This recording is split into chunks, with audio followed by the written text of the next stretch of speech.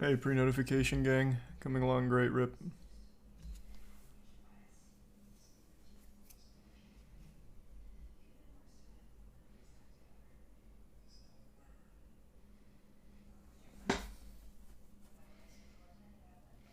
Yep, quite a bit, Rip. Quite a bit.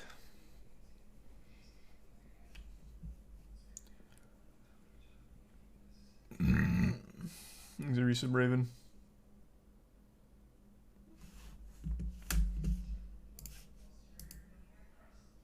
Damn, rough. Yeah, I did shave, but the thing I usually use to shave was inoperable, so I ended up getting a very uneven shave. Damn, can't believe it's so noticeable.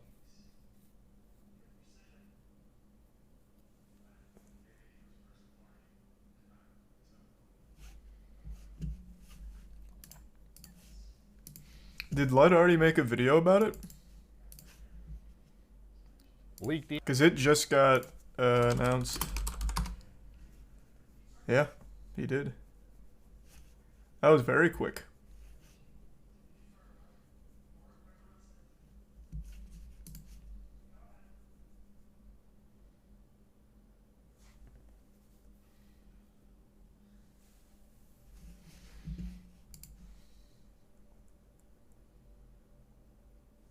I haven't seen the newest Chainsaw Man from today. Not yet.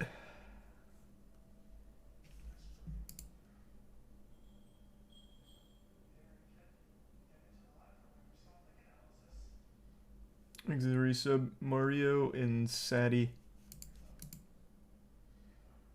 And the Prime Jess. And the resub Morrissey.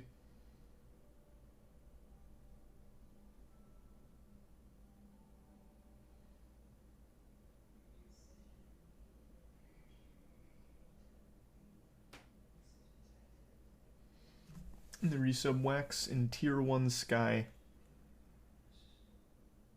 Yeah, no, I've got the Liver King stuff up. I haven't watched it yet. Won't watch it tonight, but I do want to talk about that a little bit and then see the Liver King's response tomorrow. Thanks for the gift subcats.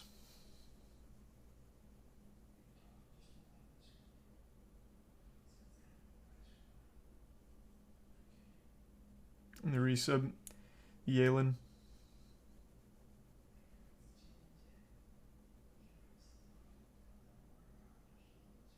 Oh, thank you for the 10 gift subs, Wax. Appreciate it, man.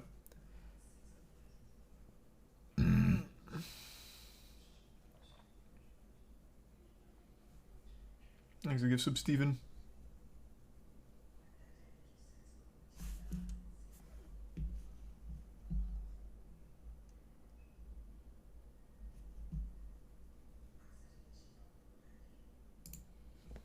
No, I didn't even know Cal had released actual shoes. Thanks to resub Iced in the Prime Edgington and resub I and Burnt. And the resub Lurb. And the Bits Papa and resub Doctor and Tier 1 Honeybees.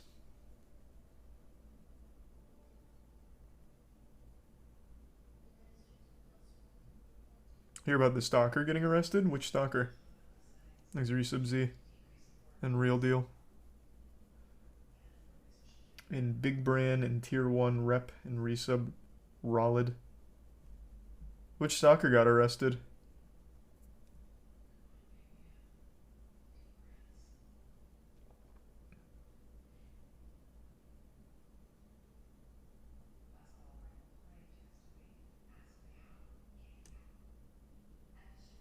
Thanks, the Prime Peen.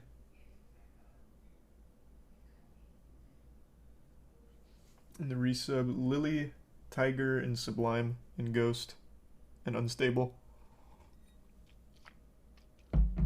The one who talked to the cops. Oh shit! The musician stalker.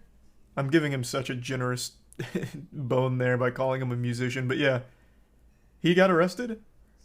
I heard he got taken in on aggravated stalking charges at some point, but then I heard that was debunked.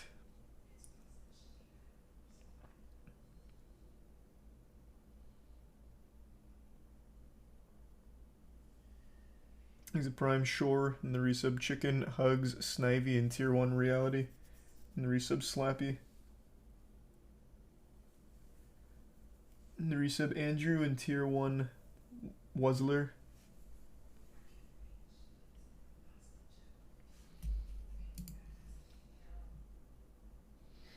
Not just Nintendo, it's also Panda the org. Yeah, I'm well aware. I'm waiting for everyone to trickle in so we can talk about it and go over everything. I was going to read the whole thing. It's about 8 pages. But if Lud already made a video on it, maybe I'll let him tell the story and I'll fill in some blanks because I know quite a bit about this on a deeper level for the most part. Except for the Panda stuff. The Panda stuff was new to me, all of this. So I'll probably read this directly from the document, just so that way everyone's caught up on that.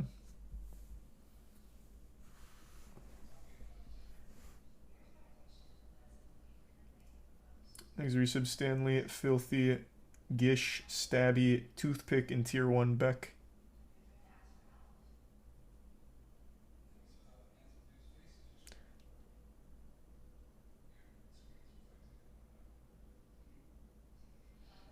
And the resub Sweaty, Coffee, and Salty. And the Prime Swami.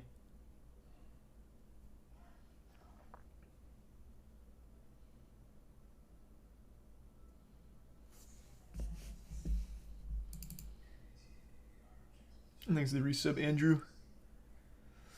We've got some big drama to go over, and this one is like actually pretty fucking sad. Thanks resub Phil, Monkey, and Binzo. This one's not just like silly internet beef or anything. This one's like this is a game changer. Well, I guess at least for a community, not like in general, but a community that I'm very passionate about. Thanks to resub Dante and Serial.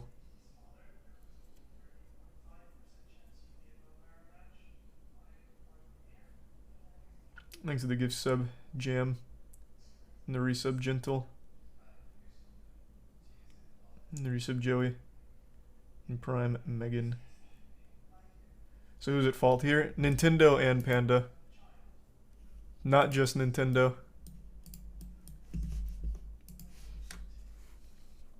Thanks to the resub Humbucker and Cookie.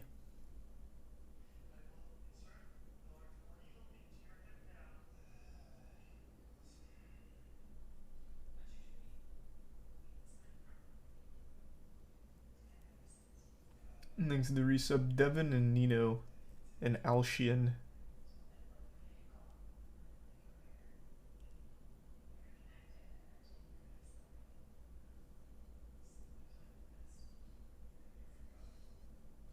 Alan, the CEO of Panda, is at fault. Yeah, but he is the head of Panda, thus Panda is at fault. His decisions influence the entire company. Now, of course, not everyone at Panda Cup is guilty of knowing about this and colluding with Alan or anything, but he is his company. He made those decisions. Thus, they were Panda decisions.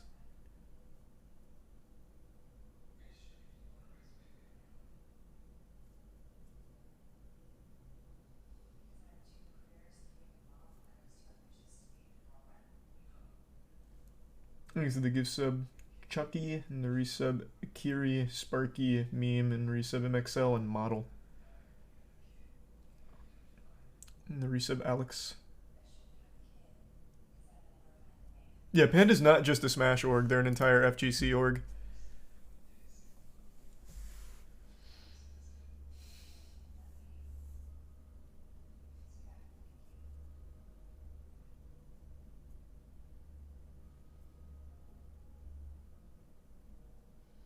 Thanks to Tier 1 Shark and the resub TJ.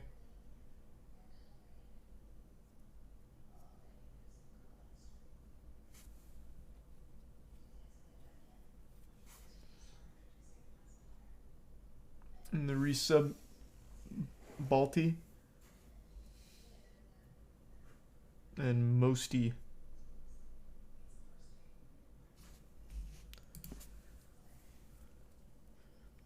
And the Prime Starfish. Yeah, no, EDP's back on TikTok. He's gone live like 3 times in a day already. He's a resub Aliquas, PC, or no, Tcon.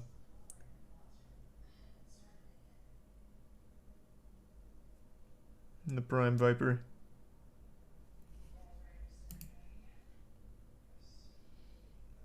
Who's more in the wrong, Panda or Nintendo? Panda, but Nintendo's also at fault, obviously. He's a resub Chaos. And resub Unreal.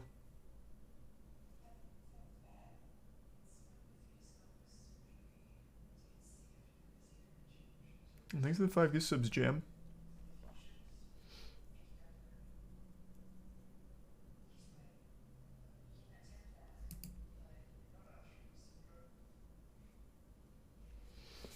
Yeah, I haven't gone over it yet.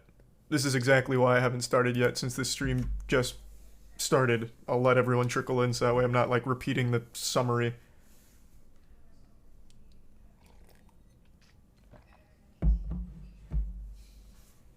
This is the resub rocket.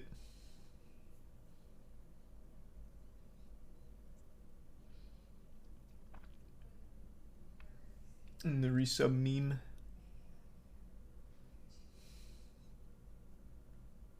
I saw Team USA won today.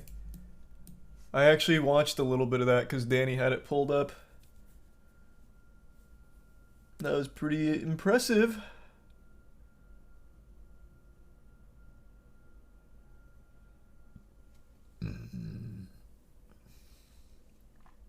Thanks to the resub Lime, Laburn, Cheese, and the Prime Jose, and Bits Bob. Probably not Bob.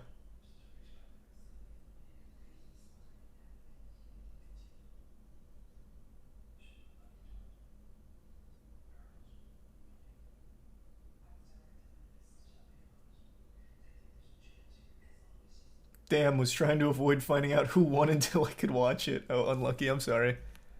Where do you even watch reruns of it? They are cutthroat about that shit. How are you even watching reruns?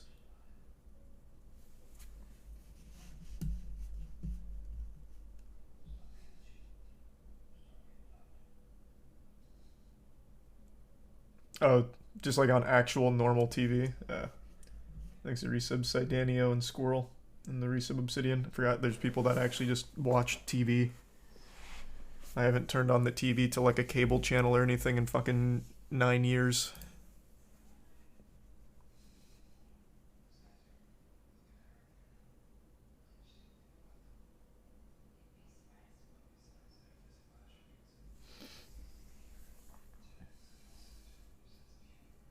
There's a bit shadow.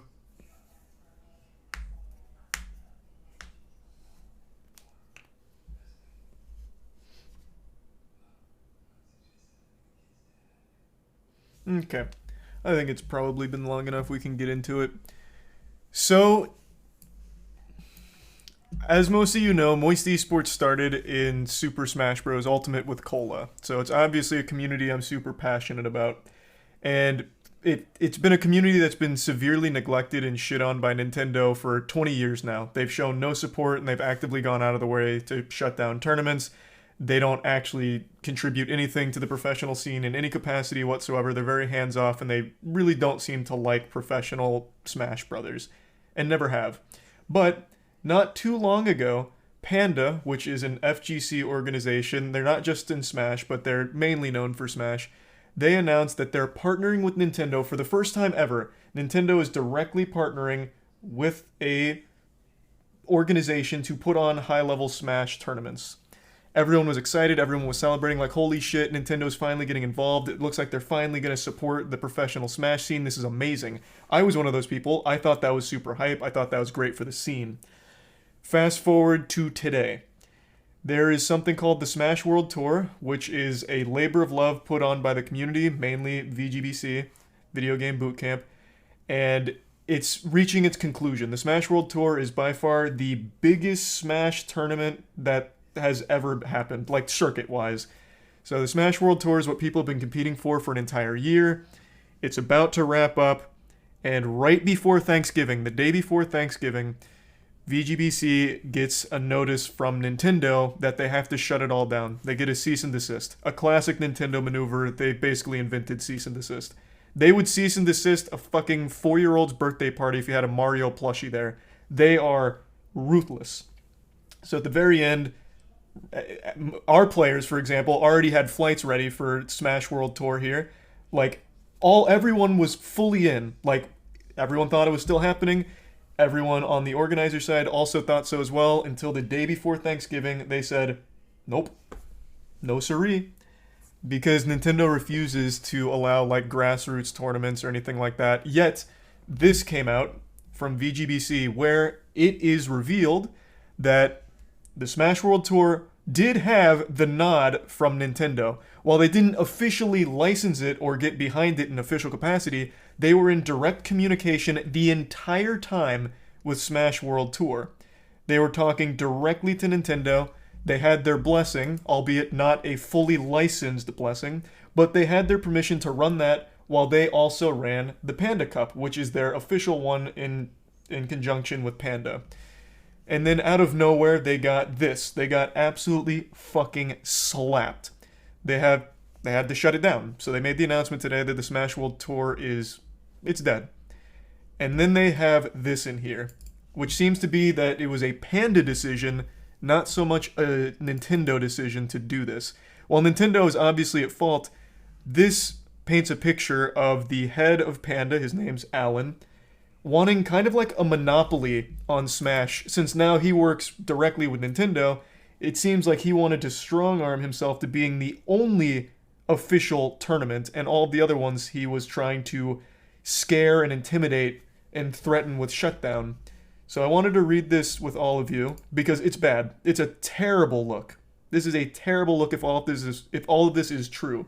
And it seems like it is because one of the BTS Beyond the Summit TOs, one of the head TOs, came out to confirm that what was said in here is accurate about Alan, Panda, the head of Panda, being an absolute supervillain here. So it's looking like there's a lot of evidence to point to this being like an honest explanation for how the Smash World Tour ended up going from being okay by Nintendo standards to being wiped on the fucking pavement, like actually curb stomped. So I just wanted to read this and then go over it a bit more. That's kind of like the cliff notes to speedrun the lore on how we got here.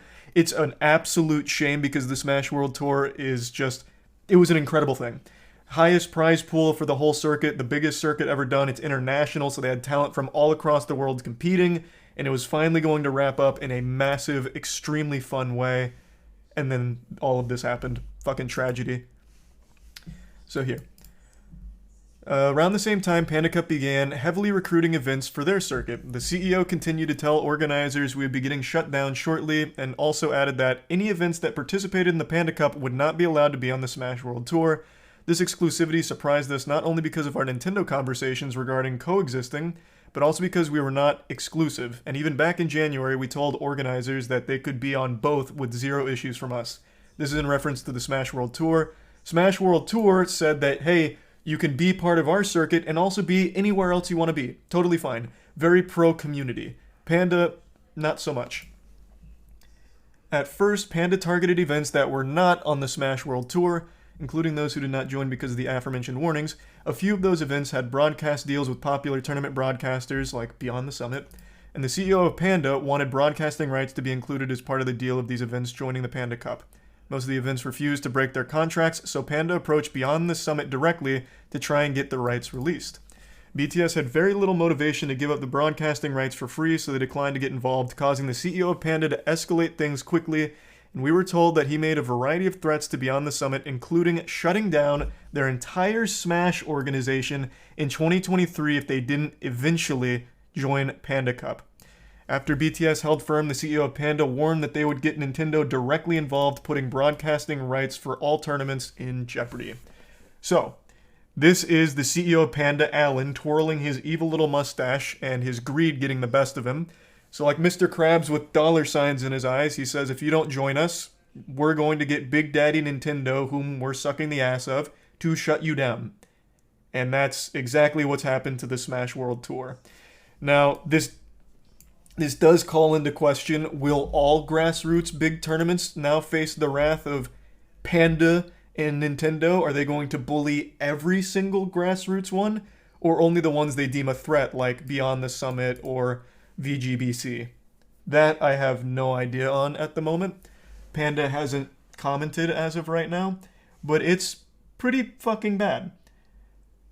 Now, I think it's very important. Like I said, they weren't officially licensed with Nintendo, the Smash World Tour, but they did have like open communication where it was kind of like a wink wink, this is okay kind of thing. Like, we know about it, we're okay with it, go for it, we can coexist.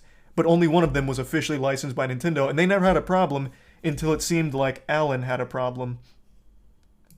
So, absolutely tragic for the community.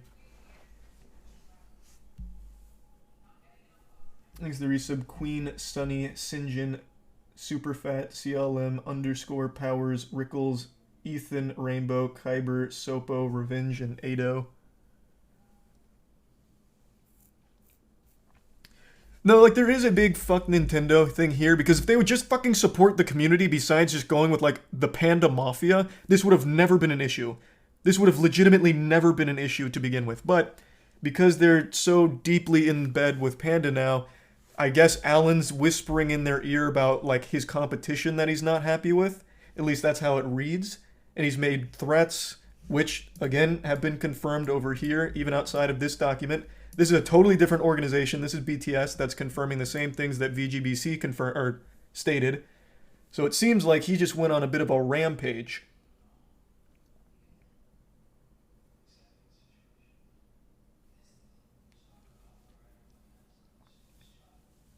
Thanks to the resub Clutch, Eustace, Chillin, Arku, and Gaius. And tier 1 Tomb and resub Pander. Now, I think there is also, I've seen this theory tossed around, I think there also is a reality where the CEO of Panda tried to puff out his chest and, you know, flex on the community that now Nintendo's backing them, so trying to scare Beyond the Summit.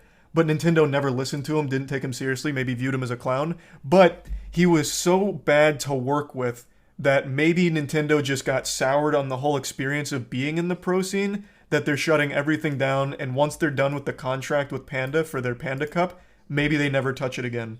I think that's also a very real possibility where Alan didn't influence their decision to shut everything down by telling them to. He influenced it by just being miserable to work with.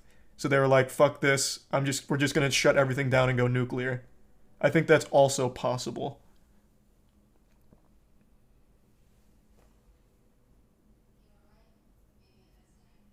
So we're boycotting the Panda tournament? I personally am, yeah. One other thing that I just learned about from the subreddit, I think it was Leffen that brought it to light, and Moki also confirmed, when you got invited to the Panda Cup, you had to sign an exclusivity contract confirming that you will be going. That you absolutely will be going. So they made you sign a contract commitment. So like right now, Moki clearly doesn't want to go because of all of this. So we're trying to look at the contract and get that figured out on how to get out of it. Because clearly that's not something people want to do. But yeah, it's a pretty fucked up situation all around. Thanks for 5 gift subs, Jesse. And the resub Awesome and Pander and the bit Samboni.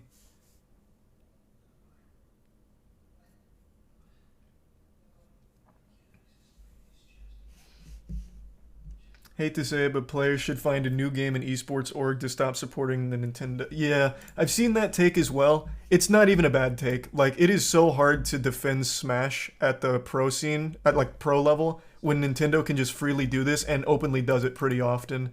And now you have like an inside man here at Panda, Alan, who is actively going against the community as well.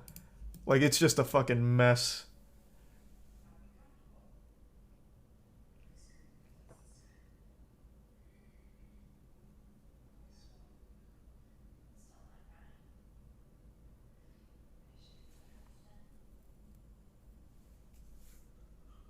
Does this mean light is dropped? What? No, we're not dropping any of our players or anything. What? No.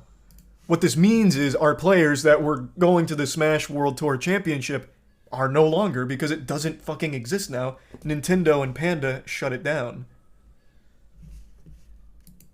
Now, like I said, Panda still hasn't made a statement. Alan hasn't said anything.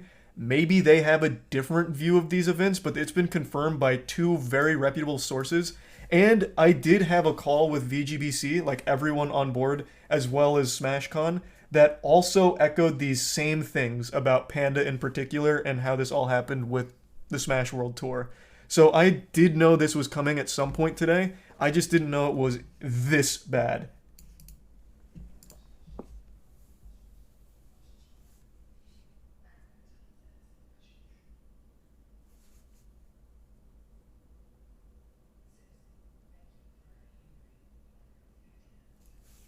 This is Tier 1 Snafu and the resub Pargus, Trilizer, and Poison.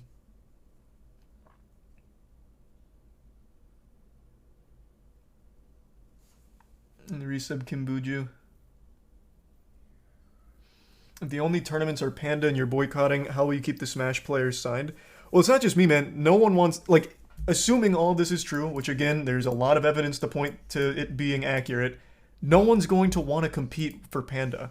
And like I said, since we still don't know if this means they're going to shut down all grassroots competition, it seems unlikely they would. There'll still be other tournaments, but there's not another tournament with the same level of competition that the Smash World Tour offered.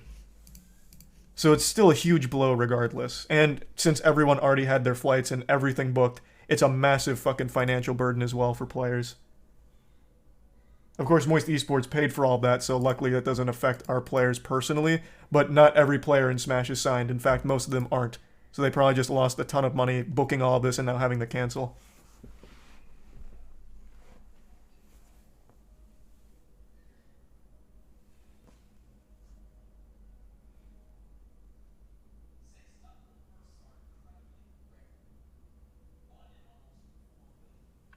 This is the resub BME. So you just lost a ton of money. Yeah, well, that's esports in a nutshell. Like, it is what it is. I'm just more upset about our players not being able to compete at Smash World Tour.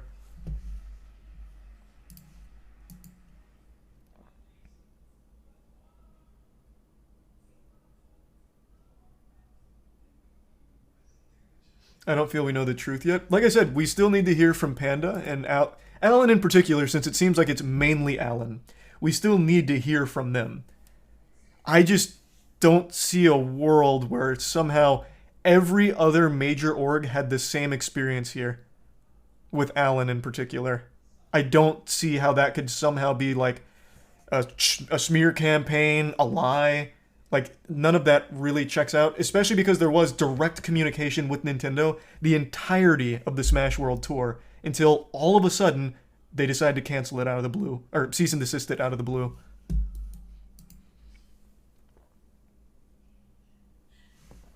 Now, I am curious to see what Ludwig has to say about it.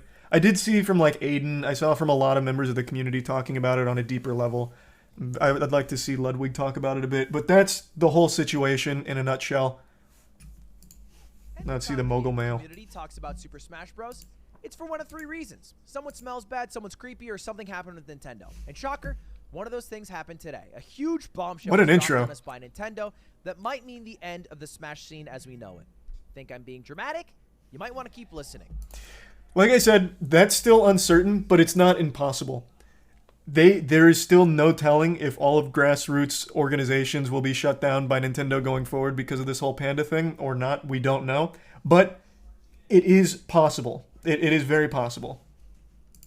So today, it was announced that the night before Thanksgiving, Nintendo decided to cancel the Smash World Tour. The biggest Smash event of the year. Not just of the year, by the way, but of all time in terms of prize pool. $250,000 for Melee and $250,000 for Ultimate in prizing. That's a $500,000 tournament. It's huge. And that The volume is maxed. What do you mean? I mean, is my headset low or something? Like, 2 weeks. the same weekend as my chess boxing event, which is December 11th. It's not about that, but just remember that fact. Anyway, it was canceled. Why was it canceled? Well, we'll get into that. It's a little more nefarious than you would think, but first we need to talk about the people who organized the Smash World Tour, VG Bootcamp. Now, you might know them because you've seen some of their events, or because you've seen Gimmer, who is famously bald, or because you've seen a video about 10 people getting really upset about the ice climbers, which I uploaded, and it's one of my most viewed videos. A classic video, to be sure, but he's also neglecting to mention where you've also probably seen it with the Salty Smash moments. Salty Smash moments have like fucking 60 entries now, and they're all golden. I still think Smash Rage is some of the best in all of gaming. It's so huge. It's such a massive explosion, and it's always enjoyable. So not just the Ice Climber moments. Salty Smash moments in general, I think most people know. And I stole all the footage from VG Bootcamp, so thank Thanks you for your sub, to Unknown them. Fernando, I appreciate you guys paying a semester of my college Asvi, tuition. and Nick, and Parker. But they had a great idea. Now, the way Smash events usually work is it's a grassroots event. Someone in their college or their region wants to make an event, so they do, and people come to that event. And maybe it grows, and so year after year it turns from a regional to a national to a worldwide phenomenon. That's normally how events go, but it's all disconnected. It's thankless jobs, and nobody really makes that much money out the end of it. It's all from passion. VG Bootcamp had an idea where that could change if Nintendo ever actually got involved with the tournaments, but they never have in 20 years of professional Smash Brothers playing, and probably never will after yet another disaster of them trying to get involved but choosing a bad partner with Panda. We could run a connected circuit, a World Cup of sorts, where throughout the entire year, events will earn you points, and points will get you an invite to the final event, which is worth $250,000, and you can be the world champion of Melee or Ultimate. At least that's the idea on the surface. And it worked really well. It happened this entire past year. There was a ton of events that were part of it, including an event I streamed on my channel, Phantom, and many, many others. Thanks for sub, Jazzy and Nate and Pyro and Dinge. That was the idea before it got canceled. Not a bad idea. Now, coincidentally, the month after the Smash World Tour was announced, there was another Circuit World Tour that was also announced. Panda Cup. The Panda Cup. Now, this was created by Panda Global, who you guys might know as an esports team that is mainly rooted in Smash and fighting games as a whole. These are some of their players. These are some of their fighting game players. These are some of their influencers. And they got someone for chess. And that's Panda. Panda is run by I didn't know that. That's Dr. cool. Allen. This is going to be important because he has done some things that I find to be a bit nefarious. Now, Allen has been running Panda and also wanted this. Real quick, let's double check to see if Allen has said anything. Since, again, he is the one that's kind of named and shamed in the document. Let's see if he's come out with his side of the story, or if that's going to be a little bit longer in the oven, cooking that up. Still nothing. His most recent one is Peach being a baller was my favorite. Talking about the Nintendo Direct Mario trailer. Any minute now, though, he might drop some heat. This utopian idea of a connected event, a circuit that would include everybody and would create a grand champion at the end. Oh, I love the would argue Pokemon is Evil video. It's not a bad thing for a community to have 2 World Cups, World Tours, whatever you want to call them. It's just more Smash to watch, more Smash to enjoy. Now, this event, again, was announced a little bit after the Smash World Tour, but it hasn't been canceled. It has no plans to be canceled. Why? Well, their event is officially licensed by Nintendo. First time ever, now, by the way. on the surface, you might just think to yourself, well, okay, Nintendo licensed this one, but didn't license this one. It's Nintendo back at it again. They just don't understand the community, and they decided to go with one event, even though they should have gone with both.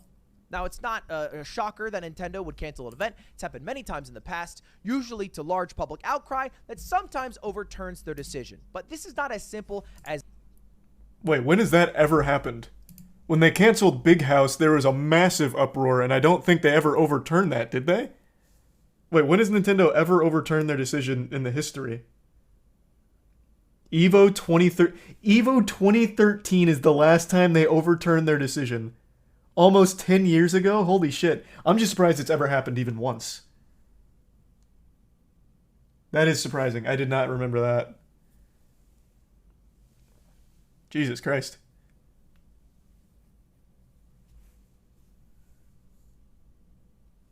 Is the resub Handbone, Chronic, and Exasperated. and Robo. Let's just tweet out hashtag Save Smash and pray that somebody at Nintendo catches up on this and then reverses the decision. There's, again, things that are a little seedier at play here. So this event was submitted, the Smash World Tour, April 9th for review to be licensed by Nintendo. Because the way that running tournaments work is that the people who created the IP, the publisher, the developer, usually have to sign off on the it. rights to broadcasting that game. So it's happened in the past where maybe people stream God of War a bit too early in Australia and they get banned. Well, they can do that. They own the IP. They decide who gets to broadcast that. The same thing happens with tournaments. If they don't want you to run a tournament, they can say no. And the way it's worked for 20 years is that we have kind of just run tournaments and done our own thing and got no help from Nintendo. And Nintendo makes games and movies with Chris Pratt and does their own thing, and we don't mix. That's not true. They mix sometimes, but always negatively. They will usually just step in and say, don't do that. We're shutting you down right before it starts. Like, instead of shutting something down at the inception of it, they wait till it's about to happen. It seems so mean, like almost done on purpose. Like, they will wait for like the week before the event is supposed to happen, be like, actually, we changed our mind. You guys can suck our fucking nuts on it. Shut it down. No, really, shut it down. You don't approve our tournaments. You don't deny our tournaments. We just do our thing. You do your thing. But recently, Nintendo has been getting into the habit of approving events, licensing events, like the Panda Cup. Now, people were a little nervous about that because they thought, well, okay, maybe this is a bad thing because if they're licensing events, what will happen to the events that aren't licensed? Are those events going to suddenly get canceled? No, we thought back in the day when we were young and naive. True. I am guilty of that as well. I really thought so. Yes. Any event that's not licensed by Nintendo might just get outright canceled. In the licensing process, according to this Medium post by the leaders of VG Bootcamp, the leaders of the Smash World Tour, seems nightmarish. Now, they had gotten in conversations with Nintendo as early as January of 2022 to approve their event for December that same year and for their entire Smash World Tour. There's a tier 1. Entire circuit. Hallows Eve. They sent the proposal on April 9th. Again, they did not hear back on that proposal until 7.5 months later, the night before Thanksgiving. Right? And so what was happening in the meantime? Why were they taking so long to reply when they were able to so quickly approve the Panda Cup? Well, apparently what was happening is Alan, the CEO and co-founder of Panda, was going around to different tournaments that were meant to be a part of the circuit, different regional organizers, and saying, hey, just so you guys know, you guys are organizing an event and it's supposed to be part of the Smash World Tour. I would not personally do that because that event is going to get shut down and they're not going to come back in 2022. God, such a rat. Such a fucking rat. Which is kind of a weird thing to do. But how would Alan have this information when the leaders of VG Bootcamp were literally talking to Nintendo execs directly? And those Nintendo directs or execs reminded them that Nintendo is not shutting down anything unless it infringes on IP with game mods. And that for those that are unaware, that was the main reason they shut down Big House, because it's Slippy. Slippy is a mod on an emulator, and they were very upset about that. It's to play Melee on an emulator, so that way it's like actual great netcode with rollback. Nintendo wasn't having it, so they shut it down and blamed game mods. But in this case, it's just playing the actual fucking game. It's just like actually playing the base fucking game, normally all above board, by the numbers, by the books. So they couldn't fall back on that, and they're just straight shutting it down because looks like Alan doesn't want competition and wants a monopoly on tournament hosting. Panda CEO does not represent Nintendo, and that Panda's license is not exclusive, so we can have multiple circuits at once, and that Nintendo's goal is not to gatekeep or trap the community, and that the license guidelines would be accessible and clear. They seemed to be very, very forthcoming, in almost in a shocking move. Easy to work with. What a phrase. Nintendo, easy to work with. It was a surprise, but it was a huge confidence boost. So they decided to go ahead with their event, even though Alan was doing these kind of weird things. Now, the way it was meant to work is that, again, you would pull from these grassroots events, and those would grant points to people who went to them, and the more points you get, the higher chance you have of getting invited to the final event at the end of the year. That's how both circuits work. Now, the Smash World Tour said, hey, any event can be considered a Smash World Tour circuit event, and you can earn points at it. We don't care if it's also a Panda Cup event. The Panda Cup originally was like, you know what? We want all of our events to be exclusive. We want to make sure that every event that's part of the Panda Cup is not a part of the Smash World Tour. And so Alan, the CEO, was going around to event organizers and guaranteeing them that the Smash World Tour one is going to fail, and that it would be a mistake not to go with the people licensed by Nintendo. Some implications there that if they weren't to go with Panda, that maybe their event would even get shut down. Now, this didn't end up working because many events declined Panda because there's really a lot of community and trust that's built over decades, so people stayed with VG Bootcamp. So Panda had no choice but to double dip and change their rules. And they'd say, you know what? If it's part of the Smash World Tour, it can also be a part of ours. Okay. Now, this all on the surface seems... The benevolent Alan fine. striking yet A little again. bit dog of Alan What a to saint. go behind people's back like this. But here's where it gets, in my opinion, fucking terrible. Yep, this is Now, what I was one of talking the about. largest streamers of Smash events is Beyond the Summit. These guys stream Smash Summit. They stream dozens and dozens of other tournaments. And Panda saw that they had rights to stream those events.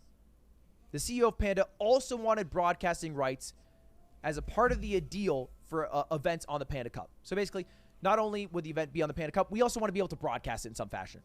Beyond the Summit owns the broadcasting rights because they give the ad revenue back. They have a deal with the people who they work with. They end up giving them a better cut than if you were to stream it by yourself, as well as getting more viewership. And Beyond the Summit was like, well, hey, we're not going to give you the broadcast rights for free, so no.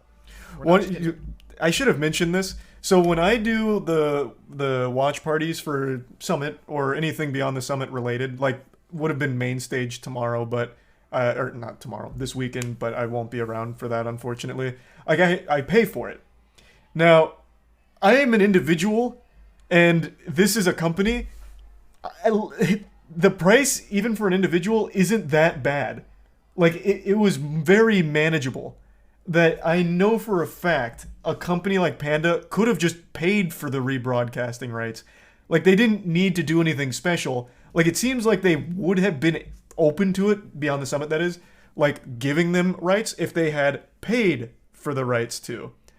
Like, it seemed like it was just a matter of them not wanting to and wanting it for free. It makes no fucking sense.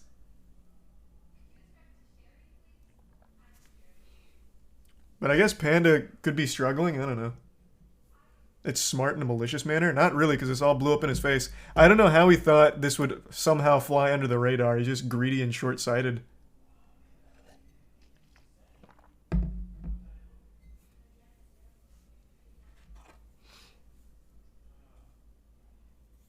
Spargo said on Twitter he's boycotting Panda. Yeah, I saw.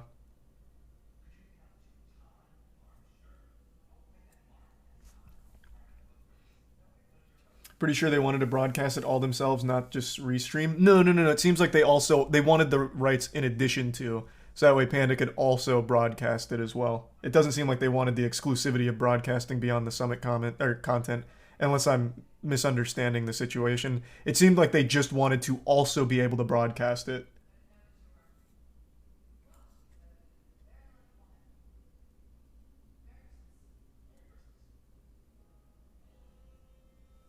Thanks for the resub, Grand. Panda players are all coming out as blindsided. Well, obviously the players had no fucking say-so. They didn't know Alan was going rogue behind the scenes like some kind of espionage agent trying to sabotage the community from the inside. Like, how the fuck would any of the players know that? Clearly, all the players are on the community's side. They didn't have any hand in Alan making these outrageously stupid decisions here.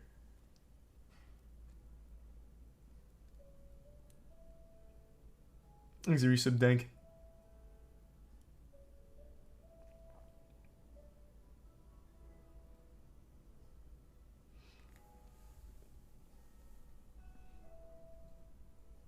Alan tweeted, it's below his pinned tweet. I still have his account up. He has not tweeted. Why am I getting lied to? His tweet is Peach being a baller. It's my favorite part. That's not a tweet talking about this. That's him talking about the Mario movie.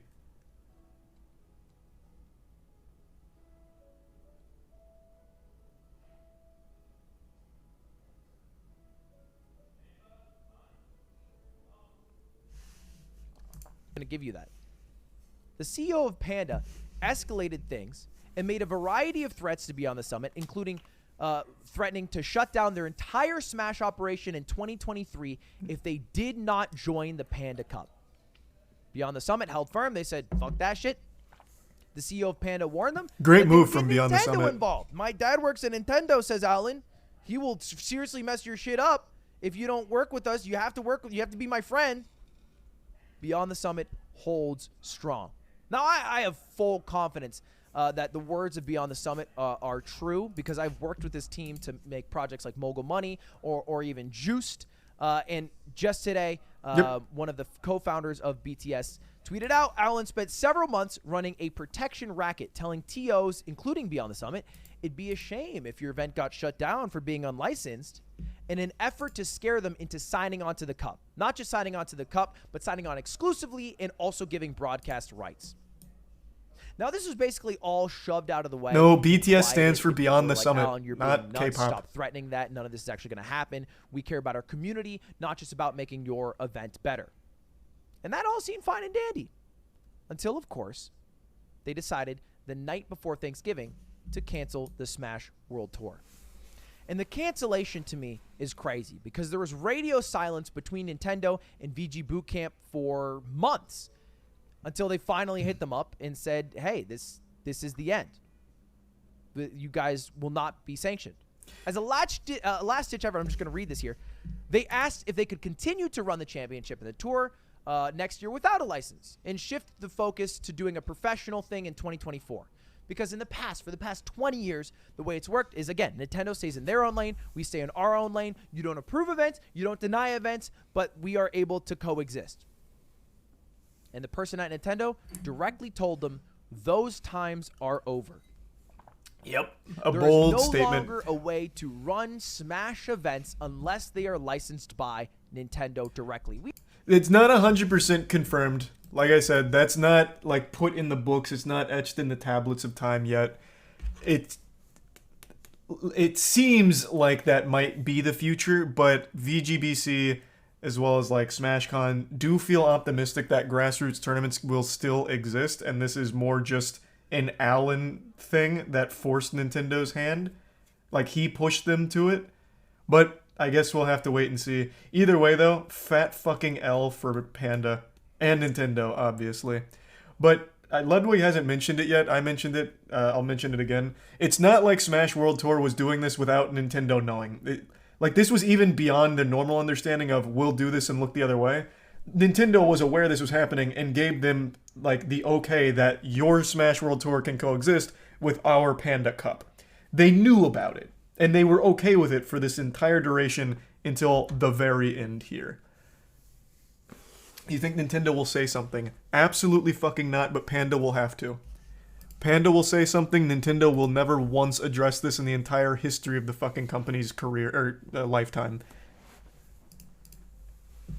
They never do, never will, but Panda's going to absolutely have to. Panda is an FGC-based organization that is such a tight-knit community.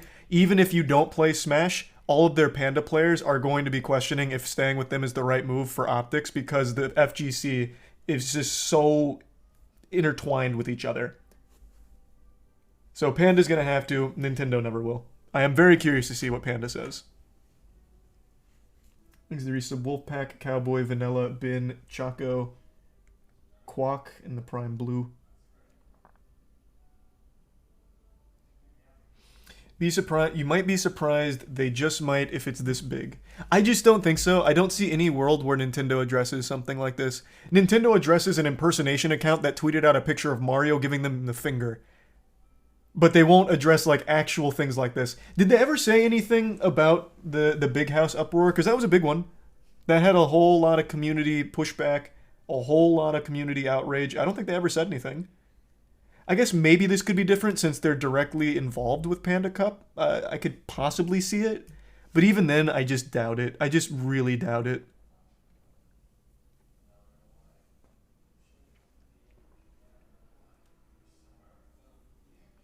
This is the resub overflow. The resub Fabiv. I really feel bad for all the Panda staff, players, and casters caught up with this and no communication. Of course, you have to. The community seems to understand that the players and Alan are two very distinct, different camps within Panda, as well as like staff and casters. Like those are so far removed from what Alan was doing with his fucking mob protection racket of you should join because, well, you might get shut down if you're unlicensed. You know, just might be a little weird out there. Might be sleeping with the fishes if you're not in Panda Cup. Like that is a exclusively Alan thing. Is there some spooky?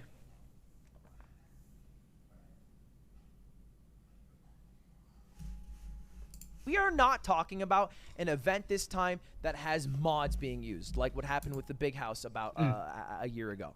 We are not talking about an event that has anything nefarious attached to it. We are just talking about a plain old Smash event that got canceled, in part it seems, because someone at Panda, aka Alan, was strong-arming a connection he had Nintendo to shut down any event that was not his own. It's almost like a video game villain who wants to tear down the world so he can rebuild it for his own because he sees this utopia where we have this beautiful circuit, the Panda Cup, the final one true say where everyone will go to compete. And then for what it's worth, the idea of having one true circuit in and of itself isn't a bad thing. If it's backed by Nintendo, that's not a bad thing. What's bad is the fact that he is actively going out and intimidating all the grassroots ones and actually like shutting them down. That's the problem. Like having a fully sanctioned, like authentic circuit is a cool thing. Like the one true Nintendo-backed cup that means the most. That's a cool thing. But you don't need to go and just start like fucking beef stewing all of the grassroots ones that built the community in the first place. At the end of the year have the true Super Bowl and no one else can compete with him. But the way he's doing it is by shutting down everybody else along the way, which to me is insane. Now, Alan has not yet replied and spoken out about this. He's receiving a lot of trash on Twitter.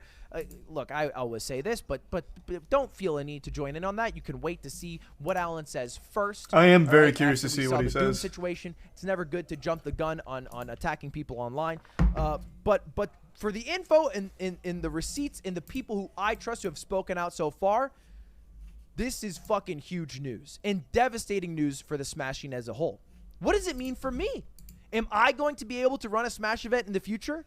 Every single Smash... Should this be the case where the times are truly behind us, where Nintendo will not allow grassroots to happen, yeah, Lud would never be able to run another, like, Lud Invitational, which is a fucking shame, because that was a great event. That would be the future of it. You might have locals. I think locals would still exist, but anything with viewership, Nintendo would probably shut down. If this all plays out how it was potentially written. I don't know if they meant to make it seem so doom and gloom with those times are now behind us, the Nintendo rep said. Because maybe that rep doesn't speak for like the actual future direction of the company, but it is very, very possible. Event I have run has... If Smash does that, I think the Smash esports scene goes away. Yeah. I think it would absolutely vanish. I don't see how it would survive. If all of the grassroots majors and everything get shut down and only Panda Cup is left, no one's going to want to watch it because of this, and none of the players are going to want to play in it because of this. Like, it really would probably ruin the whole scene.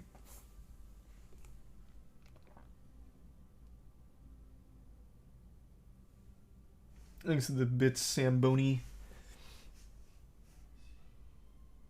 Does that just hand the player base to Multiversus? I don't know where they'd go. There's nothing direct, like a direct successor or anything to Smash. There's other games that are similar, like you have Multiversus, you have Brawlhalla, Rivals of Aether, but none of those are like Smash. They're not one-to-one. I don't know where they'd go.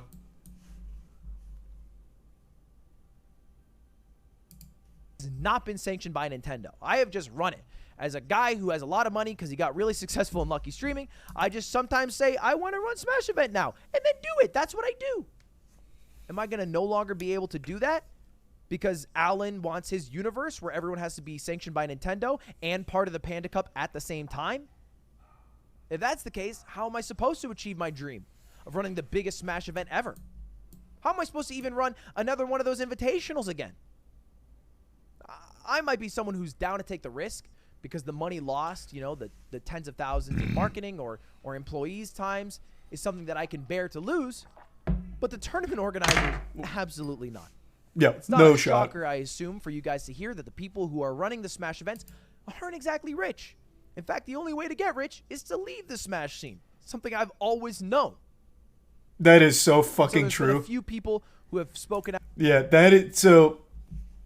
In esports, it is well known amongst most of the orgs that going into the FGC is just like financial hemorrhaging. You don't make any returns in the FGC for the most part, save for some like very rare cases of like actual superstars that become like a bit transcendent of the FGC.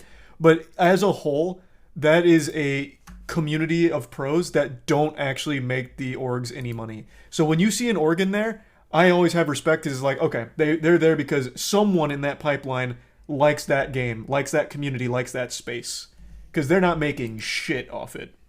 They're not making anything off it.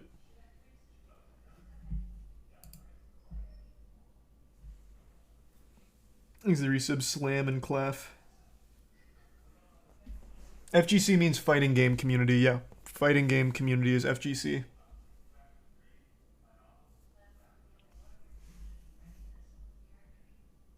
Out on Twitter a few of the best players in the world.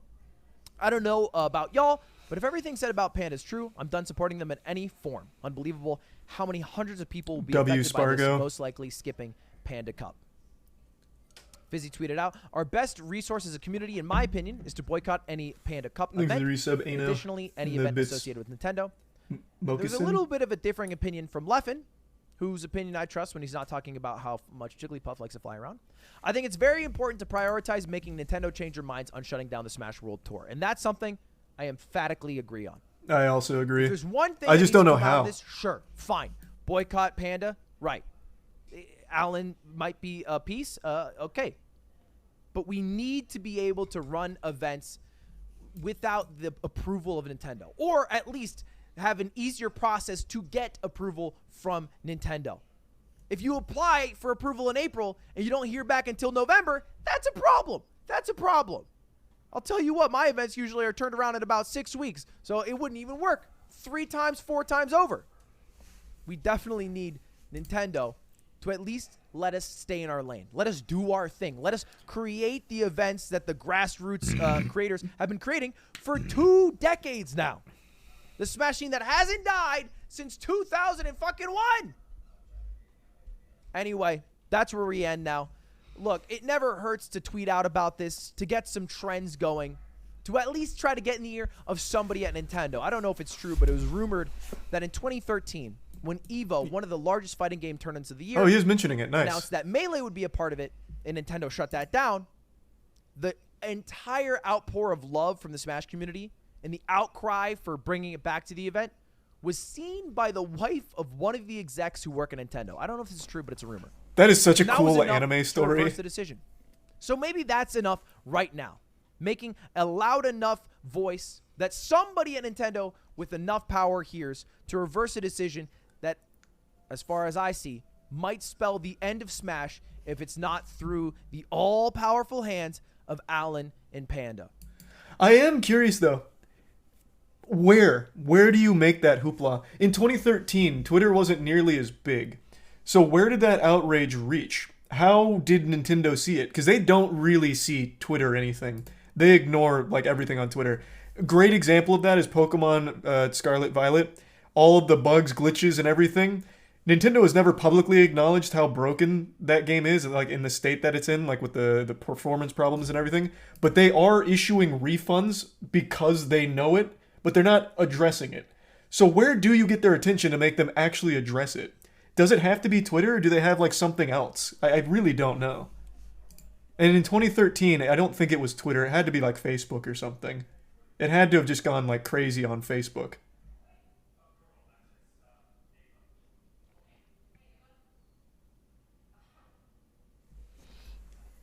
Got to be actual news outlets.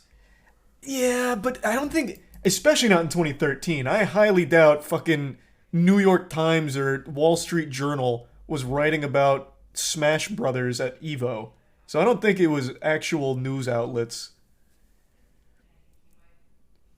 It was a breast cancer charity, and we donated 100K in total. So was it the amount of money the Smash community was able to raise to get like the attention of Nintendo? Is that what it was? Not so much the like outrage, just more so here's how passionate we are, and here's what we're doing to show it that got their attention? You talk like 2013 was the Stone Ages. It was super different. Like, it really was. 2013 internet was a completely different landscape than what it currently is. And it's not even close.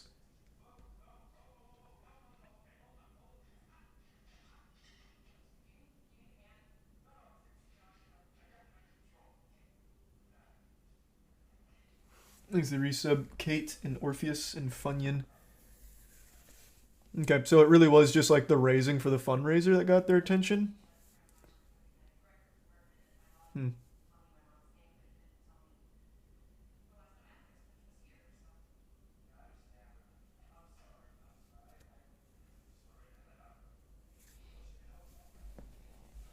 Yeah, that's not exactly like a repeatable thing then.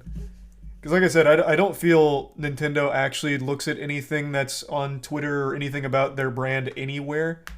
Like, I don't know how you'd even get their attention. You'd need Alan. You need Alan to have a change of heart and be like, guys, I fucked up. Hey, this is on me. This was a stupid decision. I fucked up. Can you please let Smash World Tour happen again? This was fucking dumb, and I may have just sank my whole company. Just toss me a goddamn bone, please.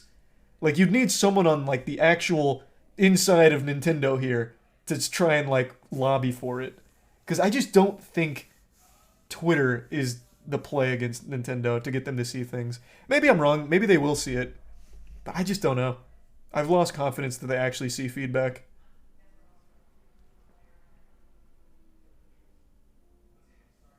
Thanks to the resub, Oipa, Alvarado, and Tank. Need the Phantom Thieves, bro. True. Yeah. We gotta need the Phantom Thieves out here. And it's definitely worth noting that a lot of the people at Panda, in fact, most of the people you would know at Panda, are not at fault for this. You can't blame a player. Yep. You can't blame a social media True. guy, an intern, for what the actions of the CEO are. I blame the CEO and the CEO alone. Again, I await to see what he says about it, but as of now, this is fucked, and I hope we're able to save Smash. That's all, boys. Me as well. Drama. Hope it gets resolved. I'll keep you updated. See you later. Without Smash, there would be no Moist Esports. Full stop. It is a community I'm very passionate about, so I also hope we can salvage this situation.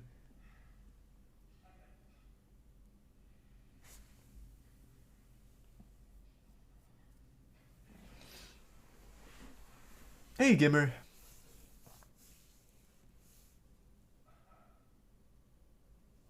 This is the Prime Mark. What about Rocket League? No, I'm saying like if Smash didn't exist, like the Smash Pro scene didn't exist as the grassroots organizations it's always been, there would have been no Moist Esports. I'm not saying like if this all goes through, I'm shutting down Moist Esports. I'm saying it wouldn't exist had this decision been made like 2 years ago.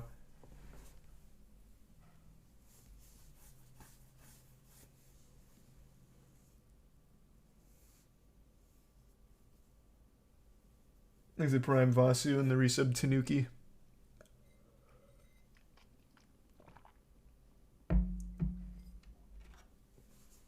I don't even know what that's in reference to, Miracle. Nice.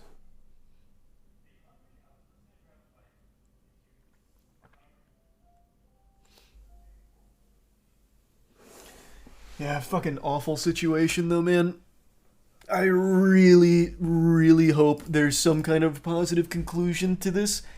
I just don't even know what that would look like here because I have no faith in Nintendo themselves.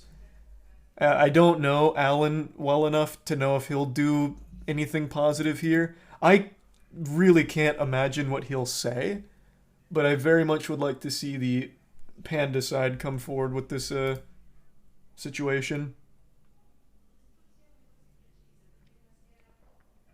Thanks for resub Scarcore.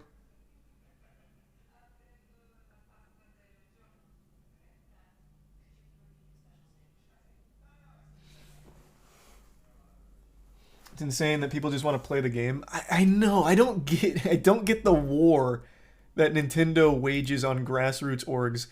Like, you don't make money in the Smash scene. They're not even profiting off your IP.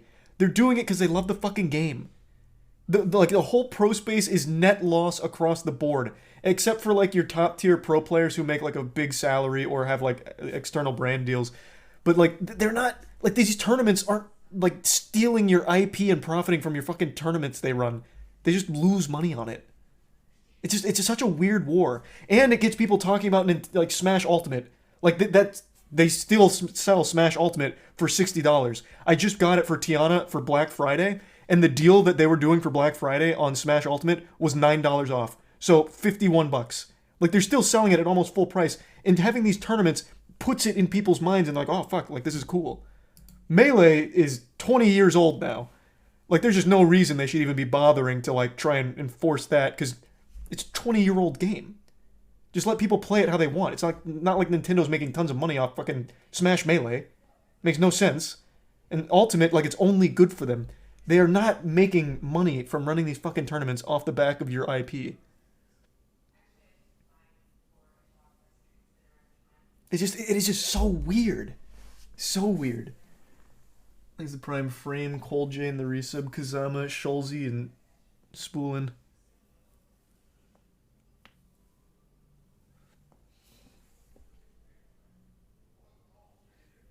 Thanks to the resub, Wicked.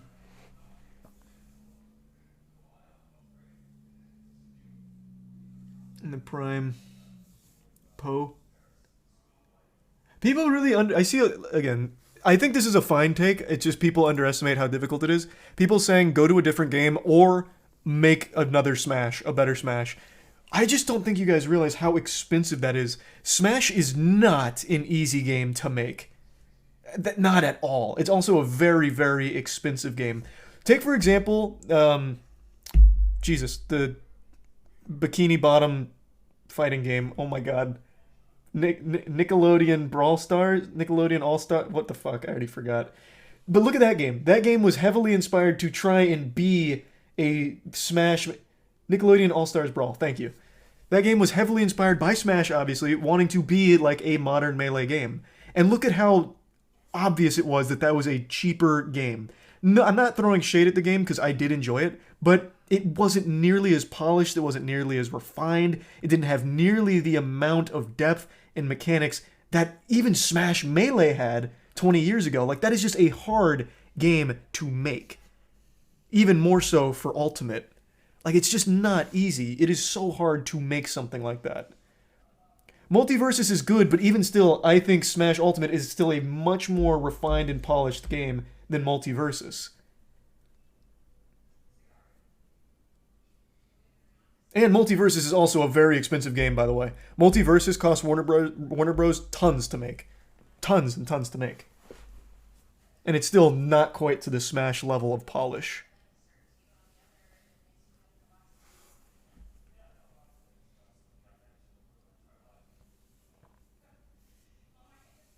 He's a tier 1 Murky, and the resub Mountain Dew Inspector, and Fragile.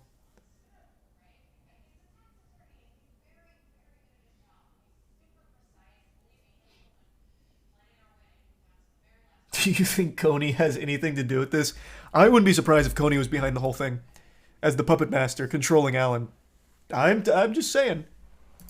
It's possible. This could be all Coney's doing.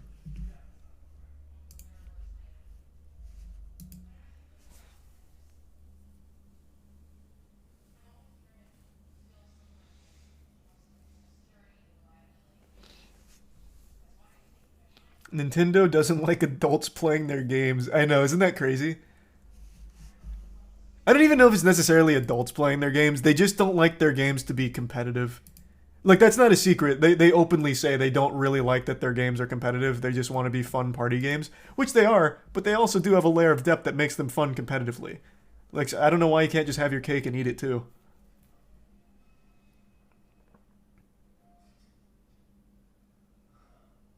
Exit Prime random.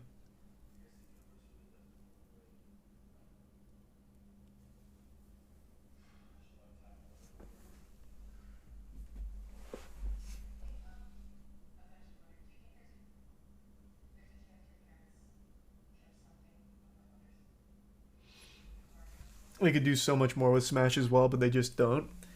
I don't know if I necessarily agree with that. They have dropped support for Ultimate, no more patches, but like overall, I think they introduced a lot of characters at a pretty decent cadence. They definitely could have done more with like tournaments and stuff, obviously, and making fun events around it, but that's just not how they operate and never have. This is Prime Harvest. And they could have absolutely improved their goddamn Nintendo Online. Jesus Christ, it's so fucking bad.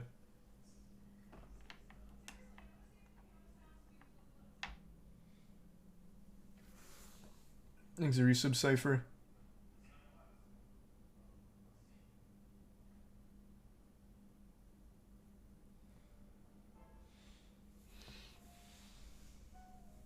What are your thoughts on a Sony All-Stars Smash style game? They tried that. It just wasn't very good. I didn't like it. Actually, I don't even remember it that much, but I must have dropped it pretty quick because I, again, don't really even remember it that much. Aren't they making another one, though? I heard rumors about that not long ago. Are they trying to do, like, another big party fighter? No, I didn't hear about that. Terrible. Thanks to the gift sub. Deus Ex and the resub hero.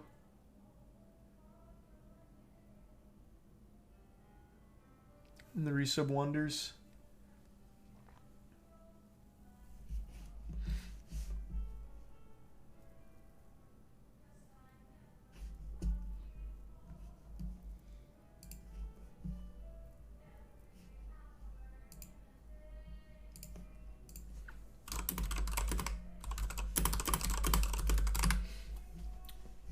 No, I didn't watch Walking Dead.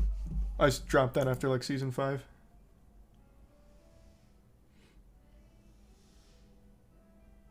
Are you excited for Riot's fighting game? Yeah, Project L. I am excited for that.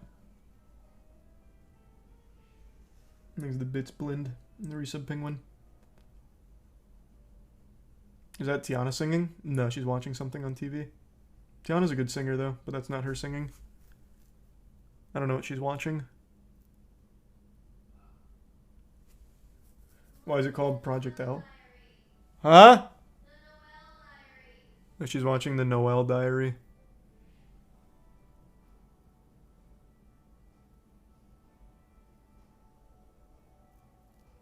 Thanks, the resub Chocobo. When are you going to restock the Happy Coat? We didn't plan on restocking it at all, but a lot of you guys really seem to like it, so might restock it for Christmas. Thanks, the resub Sublife.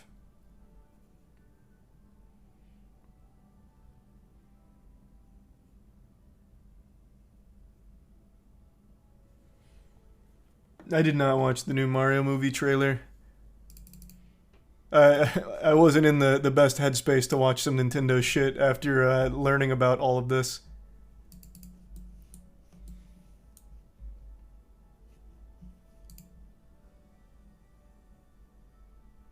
The Pokemon Company has a fantastic tournament scene. I heard they actually do a good job of supporting their pro scene, but I don't really watch competitive Pokemon, so I'm not super familiar.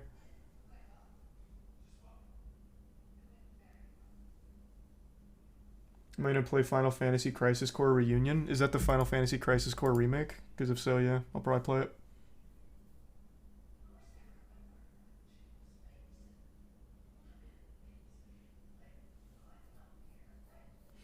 Thanks the resub Knifin.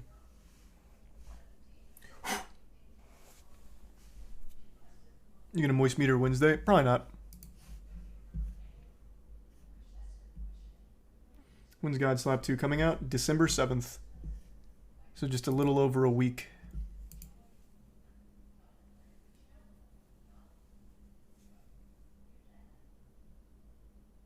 We're going to talk about the Liver King and more plates, more dates.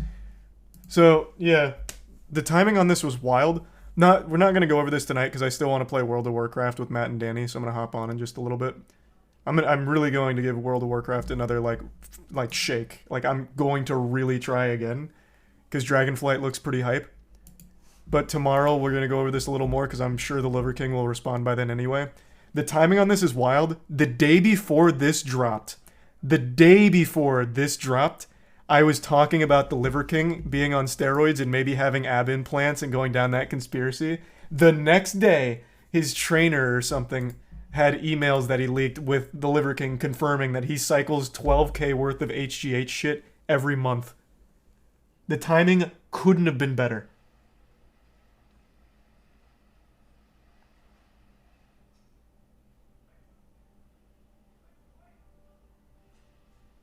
Thanks to Prime. So I'm very excited to watch this video. This is going to be something I obviously watch on my own, but I'll talk about it on stream once I'm more brought up on exactly what the Liver King's doing and everything.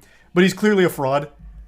Eating raw testicles clearly wasn't what was getting him his gains. It was all of the HGH and crazy megadoses that well, it looks like megadoses based on the first glance I saw reading through the emails. That's mainly what was giving him that unhuman, godly aesthetic, not the raw testicles. That primal shit, man. Unlucky. I can't believe it.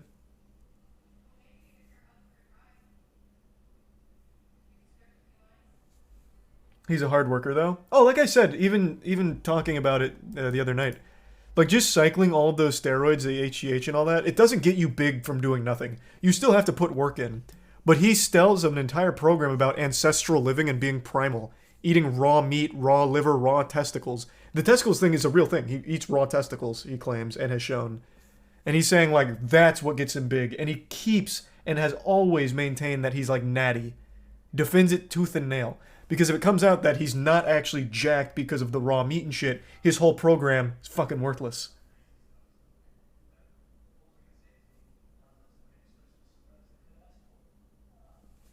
So he's just a fraud.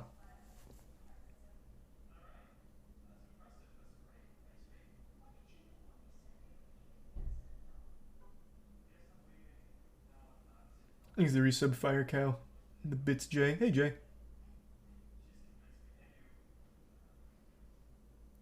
I know, unfortunate. Thanks the resub Wes. Well, I'm glad to hear that, Wes. Liver King 15K monthly cycle exposed. I heard it was 12K. The emails I read tallied up to about 12K total of HGH and other types of steroids. Either way, though, like that's where his gains are coming from. Clearly, he's a phony. Yeah, he's a phony. And I will still maintain his abs are at least etched. There is no human being that can have abs like the Liver King. They may not be full implants. More plates, more dates convinced me that they're probably not full implants, but I still maintain that those are most likely etched because they do not change their shape, definition, or depth when he is sitting down. That's impossible.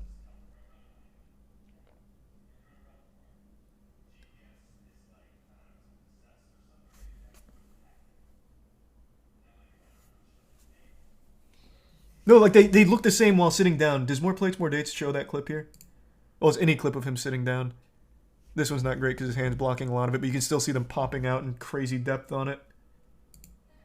Oh, here's another one. Sitting down, still fucking exploding. Oh, God. Like, look at that. Look at that. No one's abs fucking do that while sitting down. They are, at the very least, etched.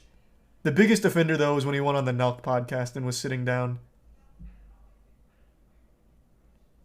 Does he have a clip from that? He does not. But like, it looks like he's actually just sitting on a grill.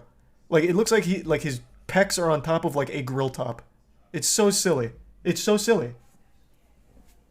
That has to be etched, at the very least.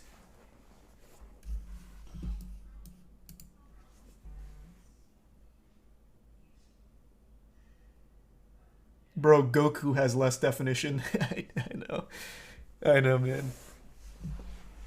Thanks the resub Funko. The bits blend in less. That's a cool idea, Blend.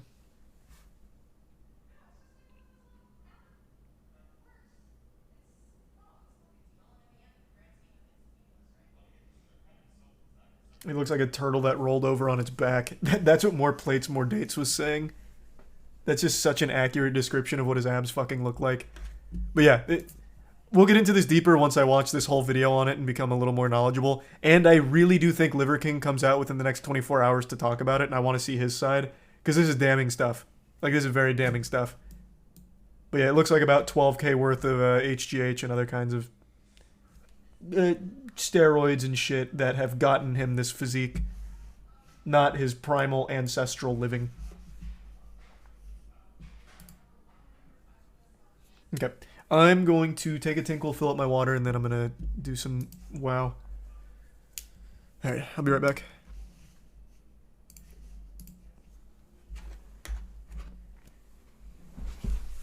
Okay, while I was tinkling, I saw something very interesting on Twitter.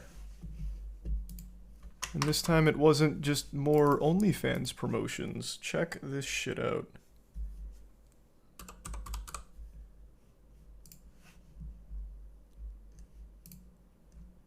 Now, it comes from a source I legitimately couldn't have less faith in being reliable, but this is still something worth noting. So, according to Kotaku, they said after giving the same deep consideration we apply to any potential partner, this is a spokesperson for Nintendo, which I don't think that exists to begin with, but I digress. We were unable to come to an agreement with Smash World Tour for a full circuit in 2023. Nintendo did not request any changes to or cancellation of remaining events in 2022, including the 2022 championship event, considering the negative impact on the players who are already planning to participate. So they are claiming, the spokesperson that is, that Nintendo did not cancel Smash World Tour. I don't really know if I believe that, though. Would that then mean it was somehow all Alan who then told the Nintendo rep that isn't this guy to tell Smash World Tour to cancel it, and Nintendo themselves had no clue? I don't really know what this means. This is Kotaku. I think they are extraordinarily unreliable in very, very many situations. But this is worth keeping in the back of the mind.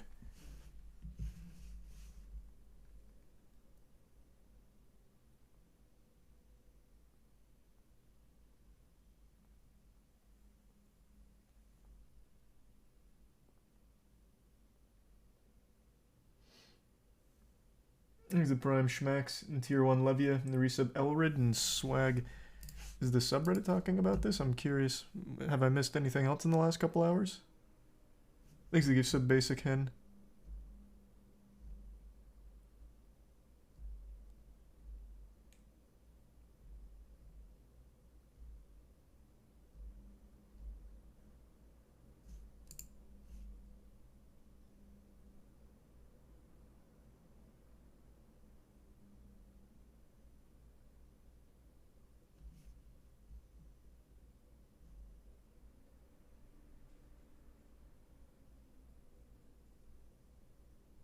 I would be far more inclined to trust the Smash World Tour statement since they'd been in direct contact with Nintendo for so long.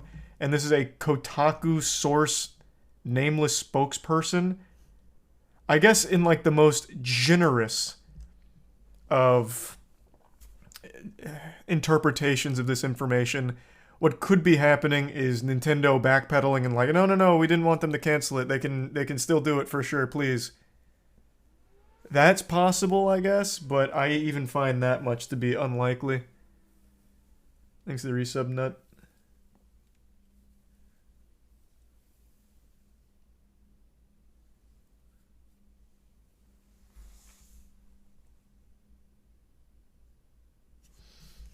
Regardless, though, I'm gonna send this to someone on the team here to see if they've seen this.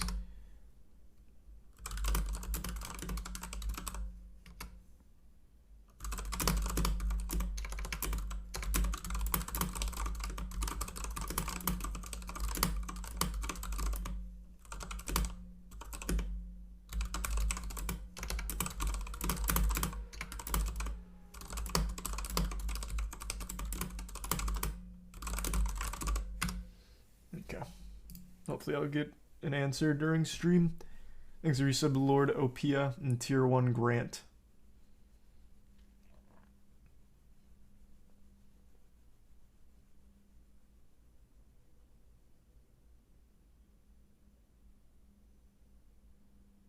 in the prime foul on.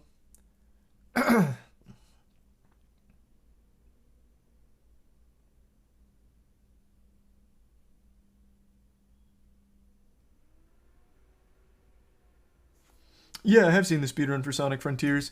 It's still a little long for me, but I feel like it's still early and it can absolutely get faster. So yeah, I am optimistic on that being a good speed game.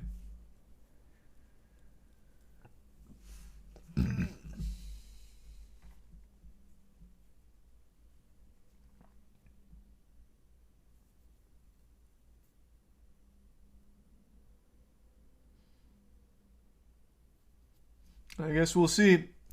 Hopefully tomorrow Panda comes out with a statement. That would be ideal. Because I think it's best sooner rather than later. Thanks for the bits, Grant. And the tier 1, Grant.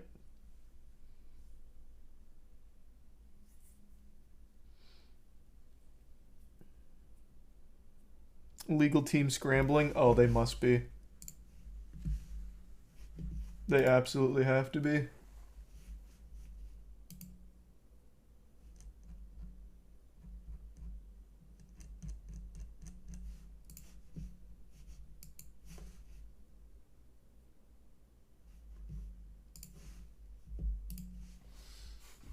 Haven't seen the new Mario movie trailer. I'll watch it like tomorrow. I don't really feel like seeing it tonight.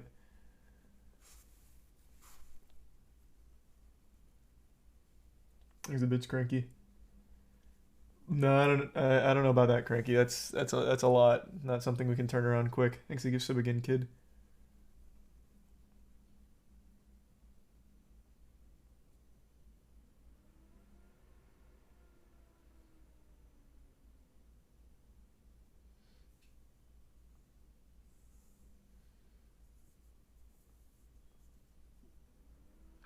What does Panda Global do as a company? They're an esports org, so they sponsor players, they put on events. And most recently, they had their Panda controller, which raised over $1 million on Kickstarter. But they're first and foremost an esports org. But only for fighting games. Thanks for the bits, Showtime.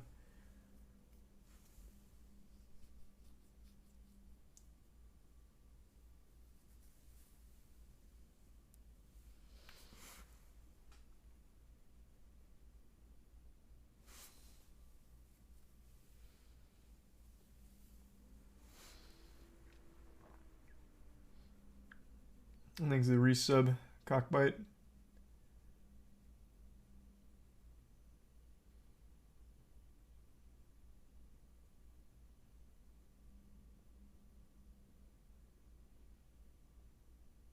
Thanks to the resub, Pirate.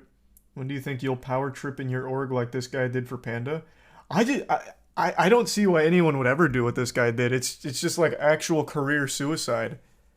Like he completely tanks the entire company, especially because this is all like it's an esports org in the fighting game community. It is all about reputation, whether or not you survive. Like it's just I don't know what the fuck he was thinking. Obviously, this information was going to come out eventually. Plus, VGBC is probably the most well-respected organization in the scene. Thanks for the resub, hi, and Prime Zach.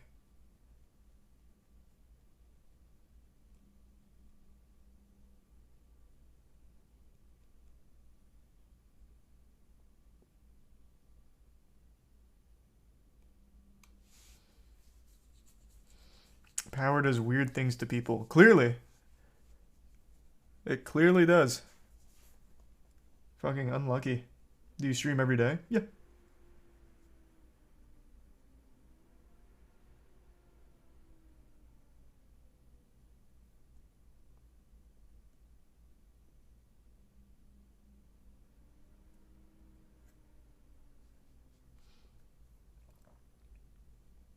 Thanks to the resub, much needed laughs. What do you think about Pokemon selling twice as much as Ragnarok? Not surprised it's Pokemon, man. The game is in an unacceptable state, but like the core gameplay is still fun, so it was obviously going to sell well. Thanks to tier 1 Showtime. Pokemon just actually can't fail.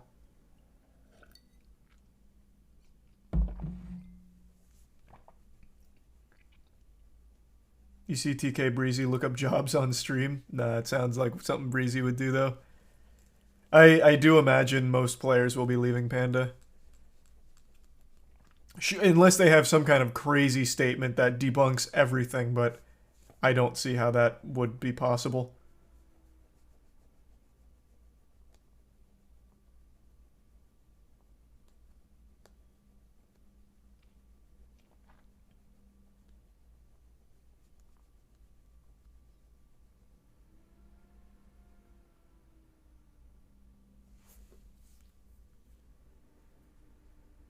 What about contracts that require them to stay with the org?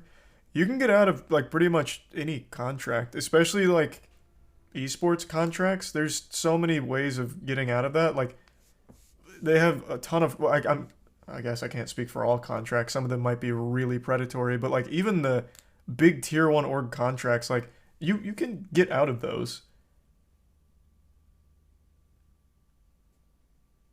Like if you're not happy with your org, they understand how bad that is for their company. Like let's say Breezy's locked into his contract, right? And he's looking up jobs on stream saying, "Man, fuck Panda. Panda fucking sucks. Jesus Christ, I can't believe what they just did here." Like having him stay on your team is a bad look for the whole company. So they would obviously just void your contract. Now they might have like a non-disparagement thing in their contracts. I'm sure some of them probably do, but I can't imagine all of them, and probably not in the fighting game community.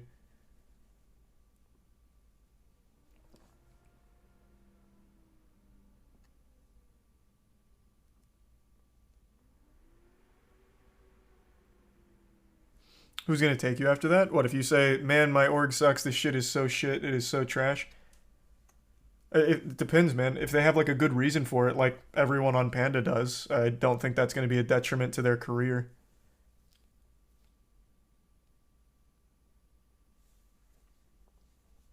I think the resub were. Some people are required to go to Panda Cup because they signed a contract. Yeah, no, I know about that.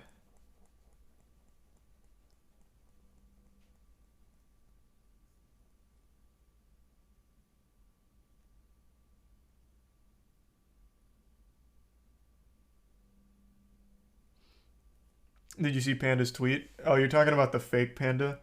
The one that said we're definitely keeping the controller money, lol? Yeah, I saw. Real Panda and no one from Panda has made any statements yet.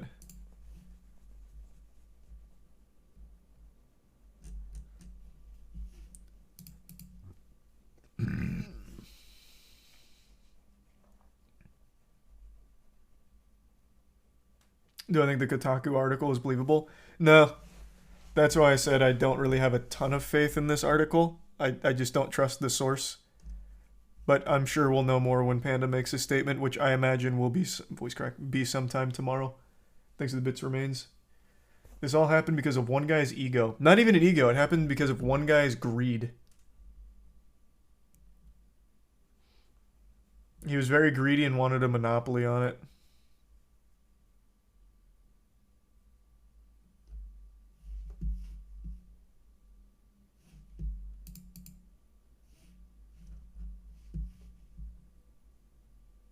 Hey, well, thanks again, kid. Have a great night.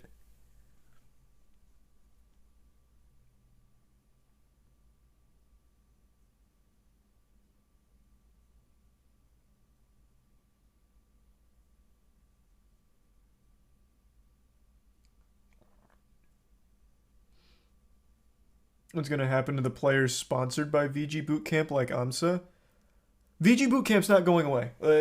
Like, they've lost the Smash World Tour, and also Glitch Double Down are also canceled, but it's not like that whole company is folding or anything. Like, they're not dead. Unless, of course, the shutting down all grassroots tournaments is a real thing that Nintendo does, then every org is dead, except Panda. But we don't know if that's going to be true or not.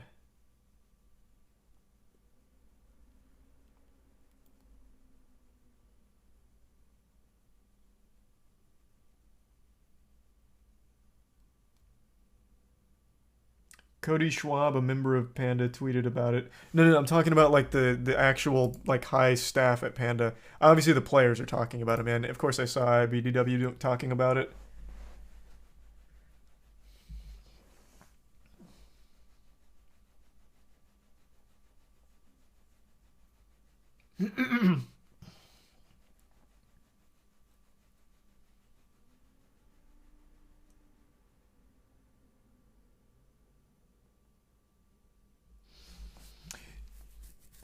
Toph just said on stream that Golden Guardians was going to make a video flying out the top 10 players for the PGR.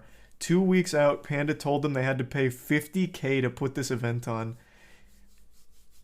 Yikes! Jesus Christ! Holy shit! What an asshole! What an like, how would he think this information wouldn't come out? That is the fourth org that has the exact same story about Panda, more specifically Alan.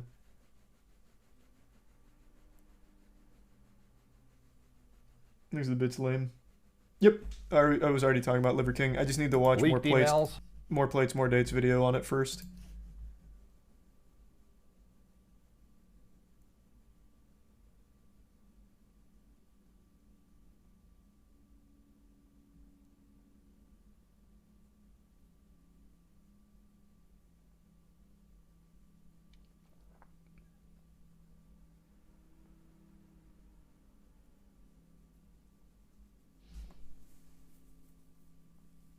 I guess he thought people would think his claims have authority and never question it. I guess. I have no idea. Things a bit cranky. Do I think there'll be an apology video? No. I don't know Alan super well. My guess, though, based on this behavior, he's going to come out with something like the truth, or it's time you know what really happened, and use all kinds of deflectionary techniques to placate all of this. That's my guess. I don't think he's going to own up to it or take any responsibility or shed any real light on the situation.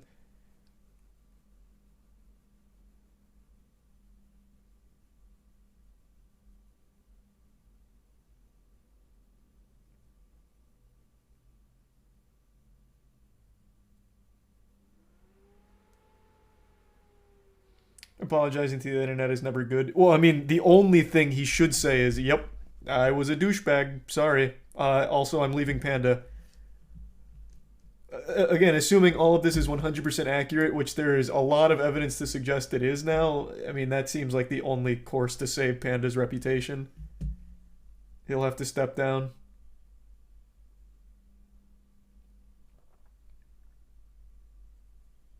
Thanks, Resub Stone. You gonna make a YouTube vid summarizing this? Yeah. I'll post that tomorrow. Probably post it in the morning.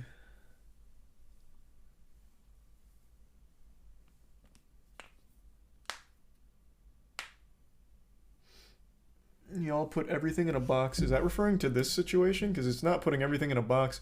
It's a very legitimate concern because one of the statements made by the Nintendo correspondent said that the days of grassroots are behind us.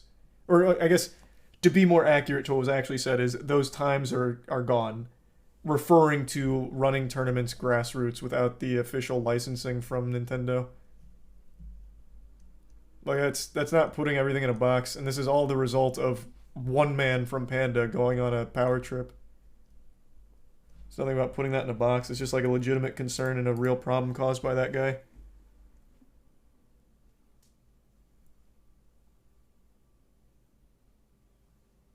It's going to have to be like some kind of crazy information that Alan drops if he has like any level of defense. Because I just can't imagine. I don't even know what it would look like. Thanks for resub, Death.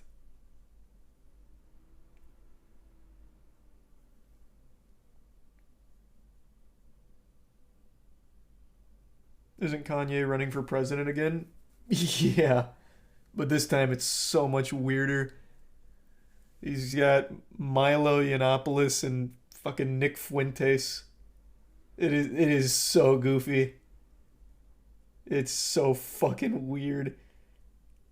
Especially Milo. Milo, the guy that said sometimes it's good for 14-year-olds to get fucked by adult men. And that's part of his goddamn team. So unreal.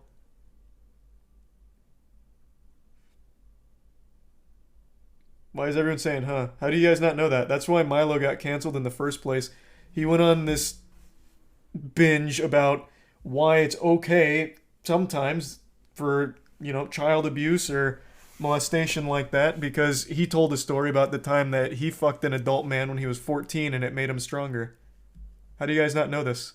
That's the whole reason Milo fell off because everyone's like, wow, that's fucked.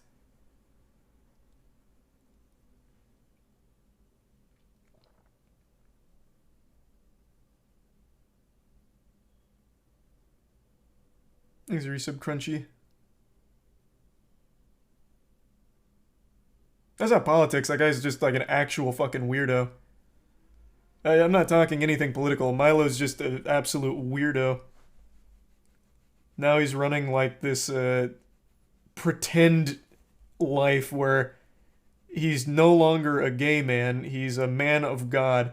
And his text messages leaked where he kept calling Kanye a homosexual. And he hates Kanye because Kanye's a homosexual. And yet somehow Kanye still lets him be part of his team.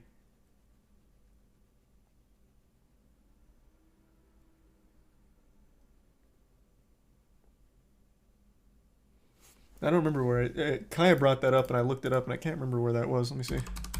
About the text messages from Milo to his assistant or whatever.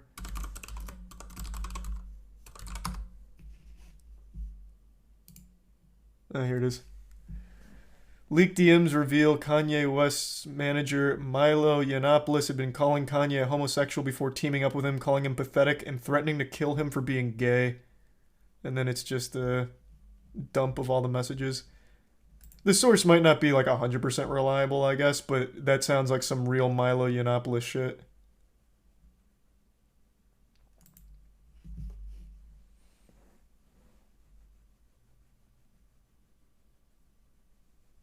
Thanks to the tier 1 Wesley.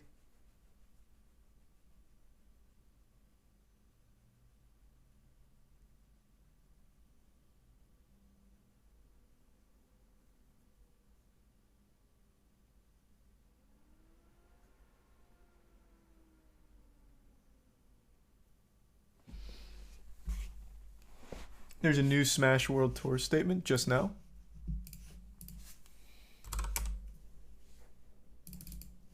From where? On VG Bootcamp?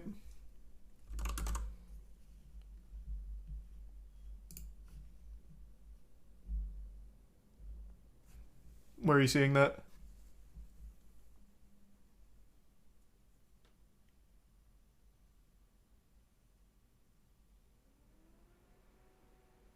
On Smash World Tours account. I don't think they have a dedicated account. Oh, they do actually. Wait, I forgot they do. Let me see. 2 minutes ago.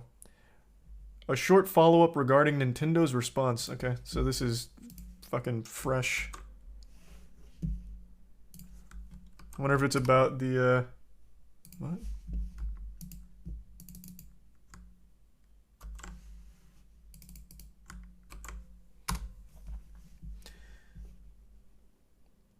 Here. It is about the Kotaku thing we just pulled up. Didn't expect to address this, but Nintendo's response via Kotaku has been brought to our attention, and that's what I already showed. We're unsure why they're taking this angle, especially in light of the greater statement and all that it contains. And then here's the original statement. We received this statement in writing from Nintendo shortly after our call.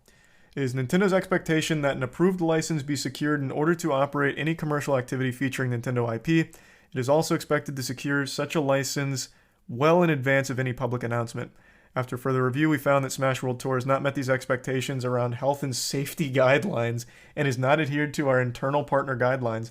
Nintendo will not be able to grant a license for Smash World Tour 2022 or any Smash World Tour activity in 2023. To be clear, we did not even submit an application for 2023. The application was for 2022. Nintendo, including all 2023 activity, was an addition we were not even expecting. In our call that accompanied this statement, we asked multiple times if we'd be able to continue to operate without a license as we had in years past with the same unofficial understanding with Nintendo.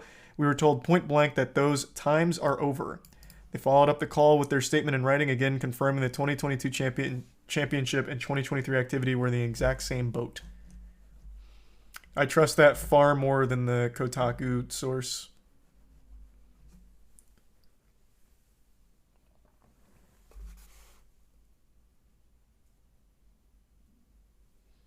Is a tier 1 bong hit?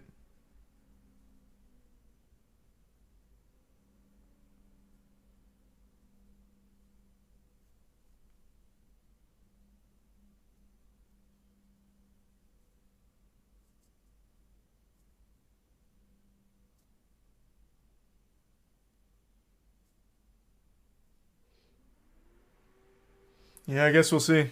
One thing's for sure, Smash World Tour is not happening anymore, which is an absolute shame. And Panda Cup is going to eat absolute ass, so that's not like a good replacement. Fucking ruin that whole thing. Yikes.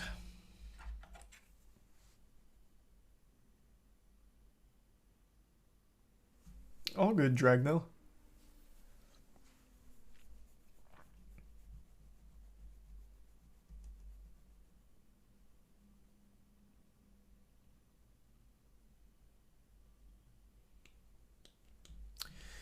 That is very sad.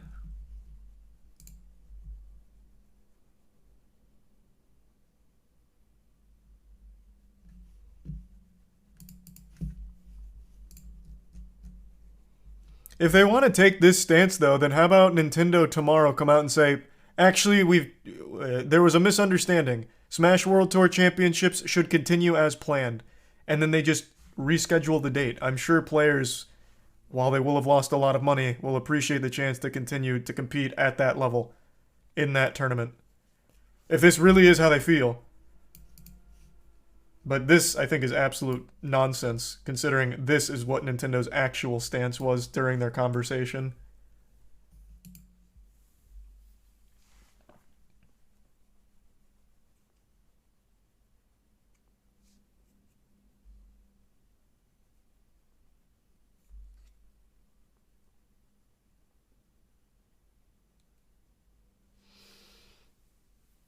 Do you think it's them backtracking after the pushback?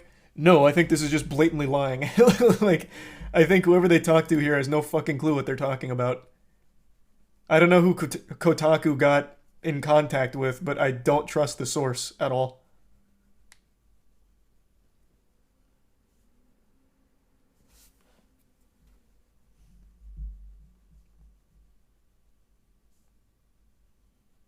Thanks for the resub, Tom.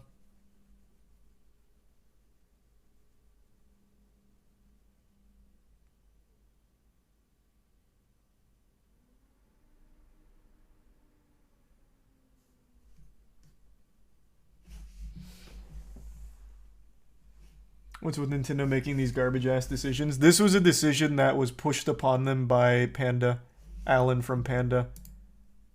At least that's how it seems. With all the information and evidence we have right now, it seems to be Alan that did this.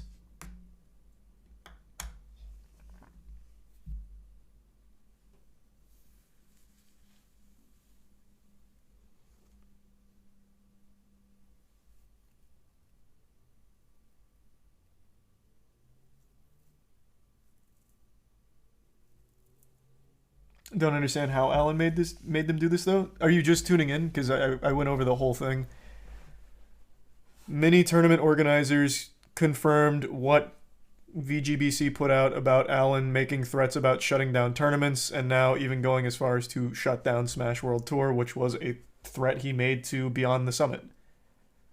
He's been running it like a protection racket.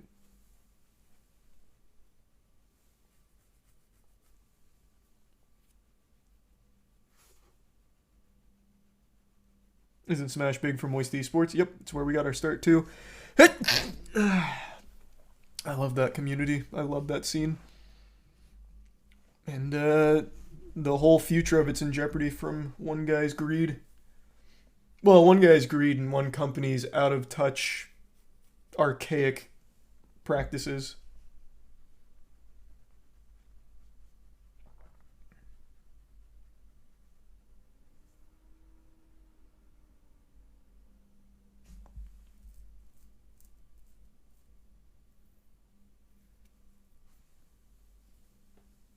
Imagine this kind of drama happened in a League or Counter-Strike tournament.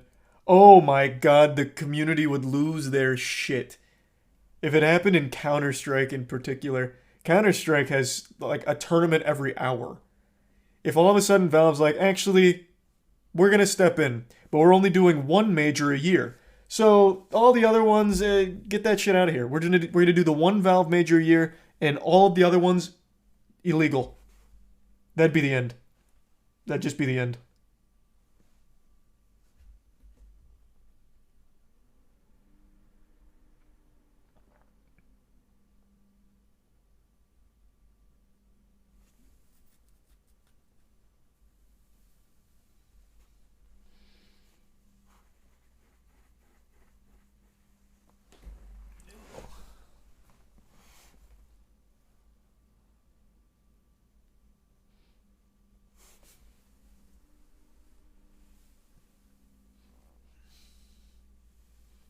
But Gaben stays winning. I mean, I think Valve could be doing a lot more for Counter-Strike Pro Scene. It would be nice if they were like a little more involved in like supporting everything, but I mean, yeah. As far as it could be worse. As far as esports go, it could be Nintendo. Thanks to resub, Canalia and Kermit.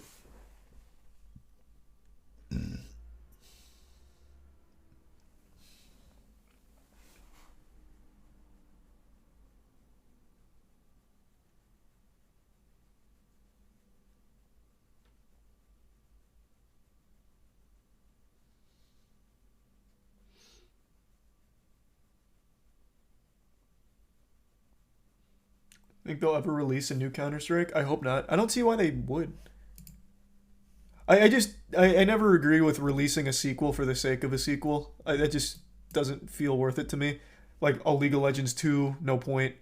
Counter-Strike, Universal Offensive, don't see the point. Just keep building upon the already, like, amazing game that you've got. There's just no reason. Yeah, Overwatch 2 didn't need to be a sequel. Could have just been an update. I just don't see the point. Just build it. You don't need to like make it a sequel.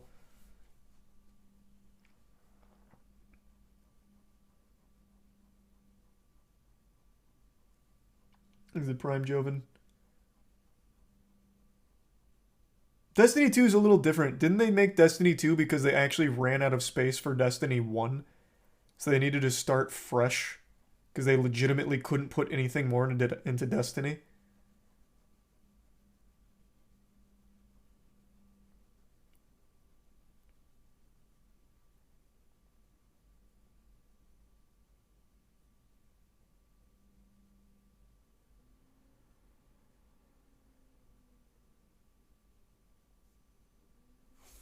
Heard it was also pushed because of Activision. I guess that's possible too.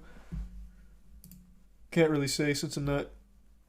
I just don't remember.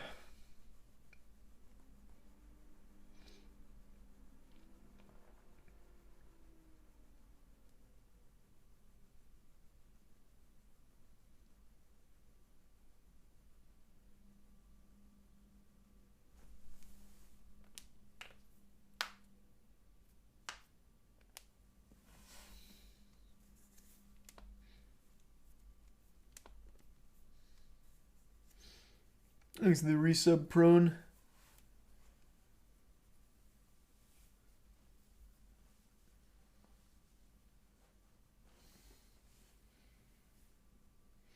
Okay, I think I'm gonna call it a night. I gotta get up early as well. Alright everyone, thanks for tuning in. All the new subs, welcome aboard. Sub means a lot. Enjoy those emotes. I will see you all tomorrow. Hope you have a great rest of your evening. Sleep well, everyone.